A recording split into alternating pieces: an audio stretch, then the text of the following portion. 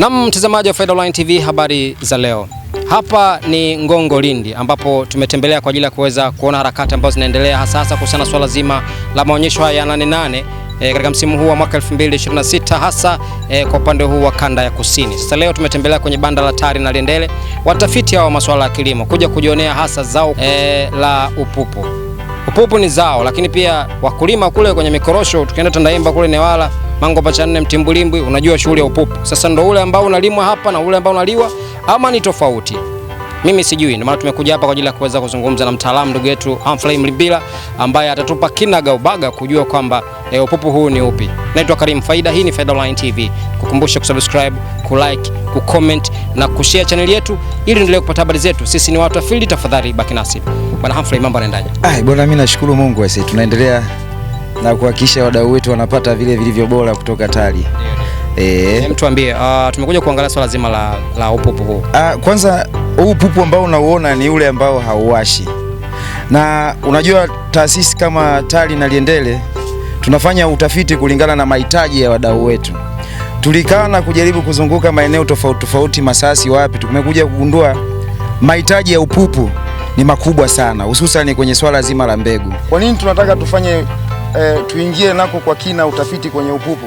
Ni kwa sababu upupu kwanza una faida kubwa sana kwenye udongo, kwa sababu ni moja ya mimea ambayo inarutubisha udongo. Kwa hiyo inapopandwa kwenye shamba lako, basi tunaamini kidogo hilo shamba kwenye ishu nzima ya rutuba kwenye udongo inakuwa iko vizuri. Ndio maana ukipita kwenye mashamba yetu mengi ya mikorosho tumeweza kufanya kuchanganya hiyo mikorosho, tumepanda pia na upupu, kwa sababu upupu unarutubisha udongo. Lakini ukienda kwenye swala zima la mkulima, wakulima kupitia huu upupu wamekuwa wakijipatia kipato.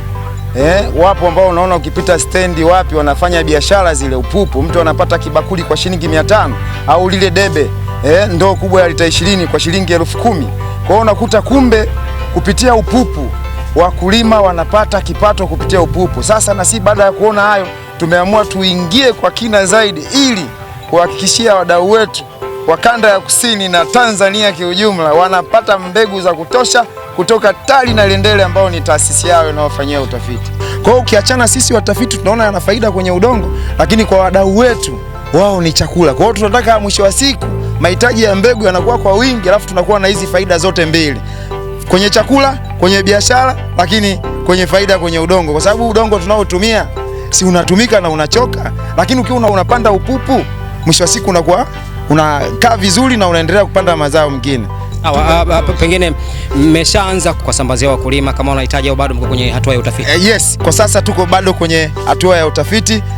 Kwa sababu Faida Online mpo, tunaamini tutapokuwa tayari tunakwenda kwenye mbegu kwa ajili ya wadau wetu, basi Faida tutawaita na kuambia sasa waambieni TARI Naliendele mbegu ya upupu inapatikana. Kwa hiyo tuendelee kuwa nasi, tuendelee kuwa karibu. Mwisho wa siku sasa hizi tunawaambia tu jamani, wadau wetu sisi huu upupu tuko nao macho kwa macho kuhakikisha tunafanya tafiti ambazo zitakuja kuwa na maslahi na kwa wadau wetu ambao sisi ndio tuko kwa ajili yao.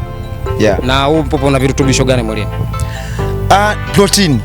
Kwa sababu hii ni yale mazao jamii ya mikunde. Kwa hiyo unakuta maharage protini kwa wingi, maana hata upupu maana protini ipo ya kutosha kiukweli. Yes. Kwenye kuandaa unahitaji vitu gani? Yes, ni kwa sababu ya ile ganda lake ni gumu sana. Kwa hiyo inahitaji upike mara nyingi yani. Hatujaenda huko zaidi kwenye kupika, si tuko kwenye uhakika wa hii. Yes, yeah. Naam, mtazamaji wa Faida Online TV.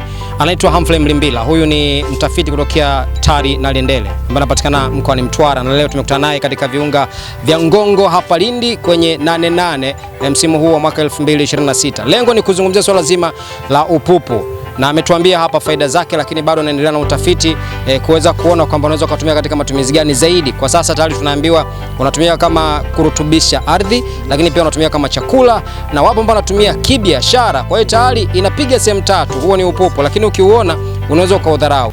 Mimi naitwa Latifa Yusufu. Upupu una hela. Kwa mfano kama ukipitishwa kwa zao la biashara, Masasi unafika mpaka 30,000 ndoo.